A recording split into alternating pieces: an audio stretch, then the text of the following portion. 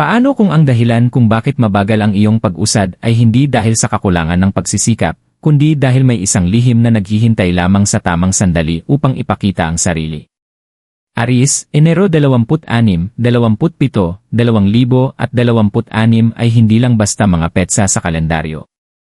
Ito ay nagmamarka ng isang tahimik na pagbabago na hindi malakas na ipinapahayag, ngunit mabilis na nagbabago ng direksyon kapag nagsimula na.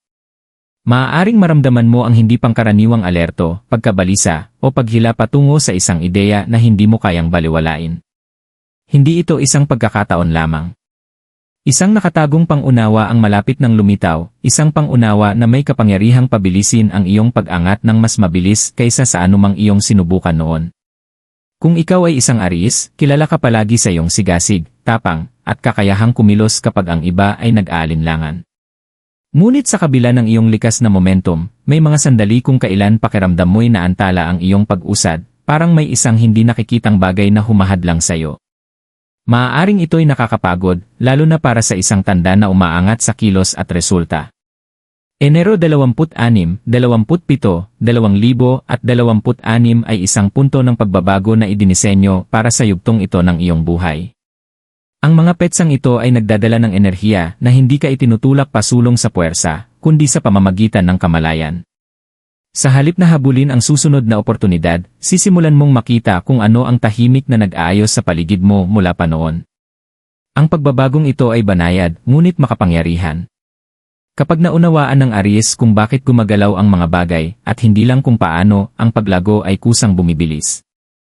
Ang mangyayari sa mga araw na ito ay hindi swerte. Ito ay tamang oras, linaw ng isip at pagbubunyag ng isang katotohanang nakalaan upang baguhin ang iyong direksyon. Yan ay kasaysayan na likod ng pangyayari, bakit Lie Vanhe dala ng landas ng Aries. Aries, mula sa simula pa lang, ang iyong buhay ay hindi kailanman sumunod sa mabagal o karaniwang ritmo.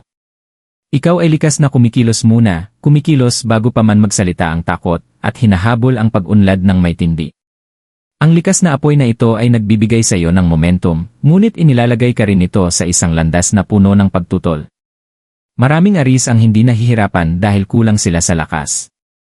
Nahihirapan sila dahil ang kanilang enerhiya ay laging nauuna sa kanilang kalagayan. Sa buong paglalakbay mo, maaaring napansin mo ang paulit-ulit na pattern. Gumagawa ka ng matapang na hakbang, nagsisimula ng isang bagay ng may kumpiyansa, at nagpupursige ng higit pa sa karamihan. Ngunit sa ilang paraan, ang resulta ay dumarating ng mas huli kaysa inaasahan o hindi sa anyong iyong inisip. Ito ay lumilikha ng tahimik na panloob na alitan kung saan ang pagsisikap ay hindi palaging nagreresulta ng gantimpala. Sa paglipas ng panahon, maaari itong magdulot ng pagkabigo, pagdududa sa sarili, o pakiramdam na kailangan mong magsikap ng mas husto para lang makasabay. Ngunit ang pattern na ito ay hindi kailanman depekto.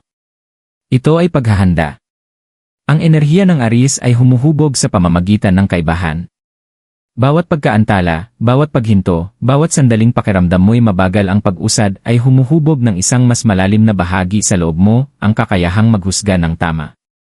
Natututo kang hindi lamang kung paano kumilos ng mabilis, kundi kung kailan kumilos ng may eksaktong layunin. Hindi tulad ng iba na naghihintay ng palatandaan, madalas na lumikha muna ng galaw ang Aries bago dumating ang linaw. Iyan ang dahilan kung bakit kinailangan ng buhay na turuan ka ng pasensya sa mga banayad na paraan. Ngayon, habang papalapit ang Enero 26, 27, 2026, nagsisimula ng magkaroon ng kahulugan ang mahabang panahon ng panloob na presyon. Ang bersyon ng iyong sarili na minsang umilis ng hindi ganap na mulat ay nagbago na. Hindi ka na lamang pinapagalaw ng impulsong walang direksyon, ikaw ay ginagabayan ng pagkaunawa. At ang pagbabagong ito ang eksaktong dahilan kung bakit ang susunod na yugto ng iyong pag-angat ay magaganap ng mas mabilis, mas maayos, at may mas kaunting pagtutol kaysa dati. Yan ay paghanda, dan tahimik in yugto bago yan ay pagbabago. Bago maganap ang tunay na pagbabago, laging may tahimik na yugto, at Aries, ikaw ay namumuhay sa loob nito.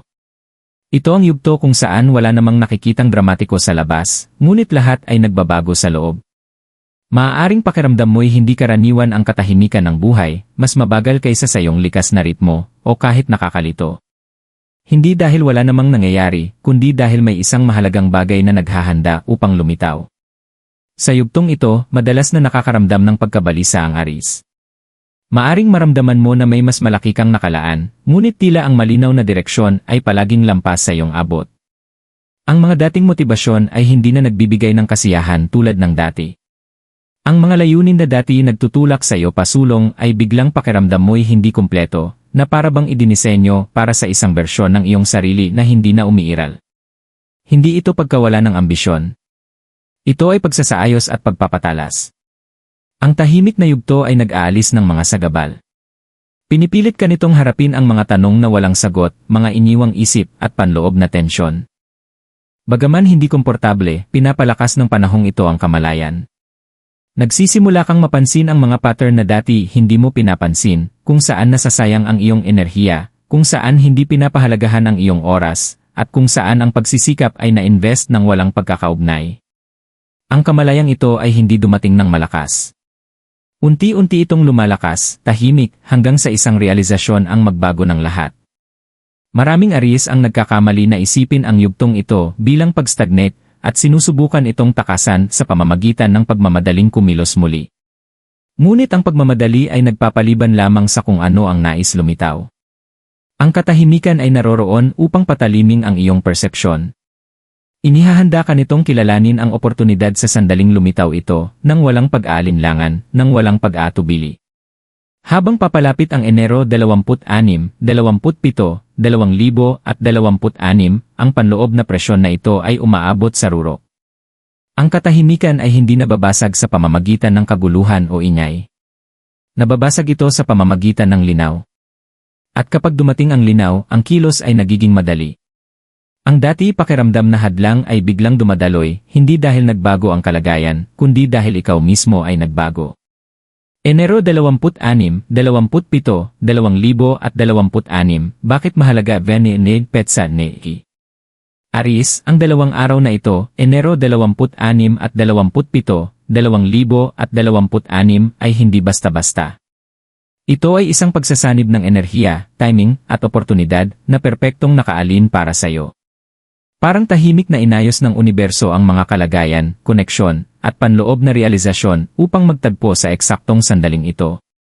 Para sa isang taong kumikilos agad tulad mo, napakahalaga na maunawaan ang tamang oras na ito. Ang mga petsang ito ay may tindi na bumubulong kaysa sumisigaw.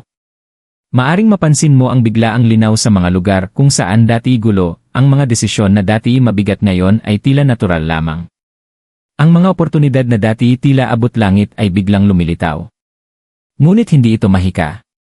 Ito ay bunga ng paghahanda, kamalayan, at pagkakaugnay na sa wakas ay nagtatagpo.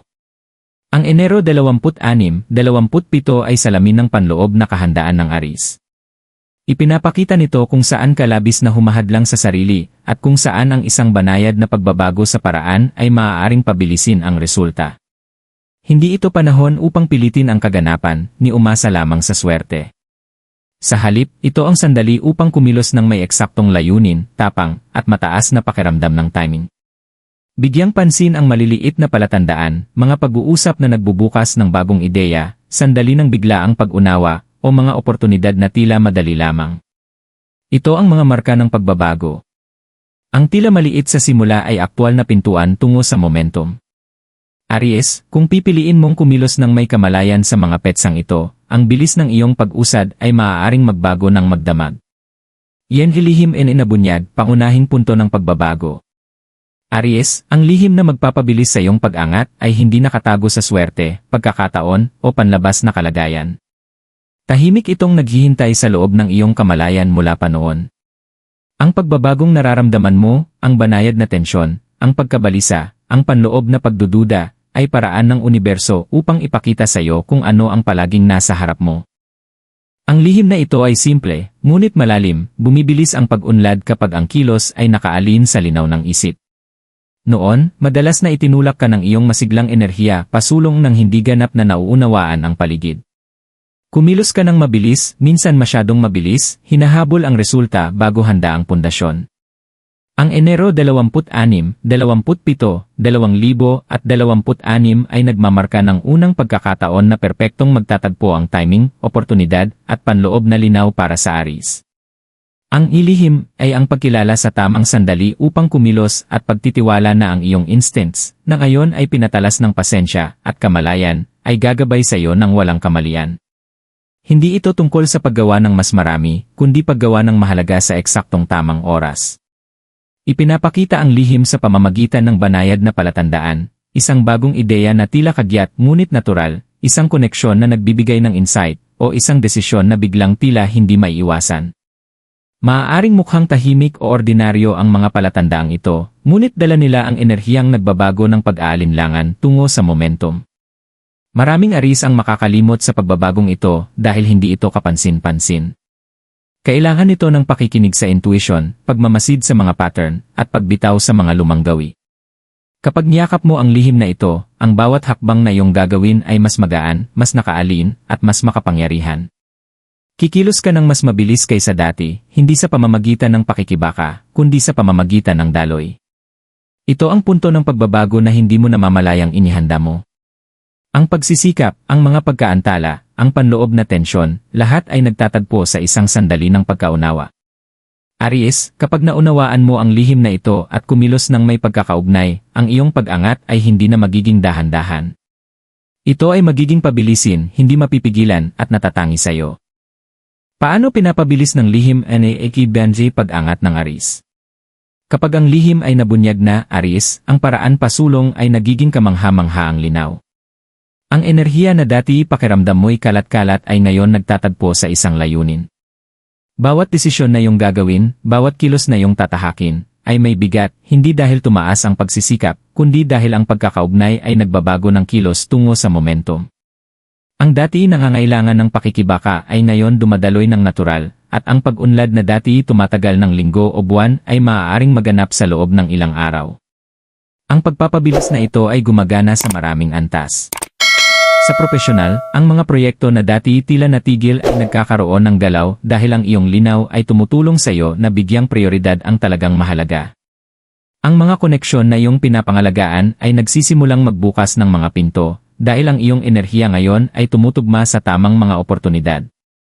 Sa pananalapi, itinuturo ng lihim ang mga landas na dati hindi mo nakikita, na nagbibigay daan sa matatalinong hakbang sa halip na pilit na pagtatangka. Kahit sa personal na aspeto, ang mga relasyon at kolaborasyon ay nakikinabang sa iyong pinatalas na discernment, alam mo kung kailan dapat lumapit at kailan dapat umatras. Ang susi ay hindi lamang bilis, ito ay eksaktong pagkilos. Ang lihim ay nagbabago ng impulsibong enerhiya tungo sa kalkulado at inspiradong aksyon. Bawat maliit at nakaalin na hakbang ay nag-ipon tungo sa mabilis na pag-usad, lumilikha ng chain reaction na nagtutulak sa iyo pasulong ng mas mabilis kaysa dati. Nagsisimula kang gumana sa estado kung saan ang timing at instinct ay perpektong nagtatagpo, at bawat kilos ay pakiramdam mo'y natural ngunit pambihirang epektibo. Aries, ito ang kapangyarihan ng pagkakaugnay, ang iyong likas na sigasig na pinalakas ng pagkaunawa, timing, at kamalayan. Ang mga araw ng pakiramdam na hadlang, pagkabigo, o kawalan ng katiyakan ay nawawala habang ikaw ay kumikilos ng nakasint sa enerhiya ng Enero 26, 27, 2026. Kapag niyakap mo ang ritmo na ito, ang pag-angat na dati tila malayo ay hindi lamang nagiging posible, kundi tiyak na mangyayari. Halimbawa day tunay buhay sitwasyon. Aries, upang tunay na maunawaan kung paano gumagana ang lihim na ito, isipin ang mga sumusunod na sitwasyon na magaganap sa Enero 26, 27, 2026. Sa iyong propesyonal na buhay, ang isang proyekto na dati kinikimkim mo bago ilunsad ay biglang nagiging malinaw. Bawat hakbang, mula sa pagpaplano hanggang sa pagpapatupad, ay tila intuitive. Ang mga pulong ay dumadaloy ng maayos, ang mga ideya ay tinatanggap ng masigasig, at ang mga oportunidad na dati tila malayo ay biglang lumalapit sa iyong pintuan. Ang dati pakiramdam ng patuloy na pakikibaka ay ngayon nagiging madali at maayos na pag-unlad dahil ang iyong kamalayan ay nagbibigay daan upang kumilos ka sa perpektong sandali. Sa pananalapi, maaaring mapansin mo ang pagbabago sa paraan ng pamamahala mo sa mga yaman.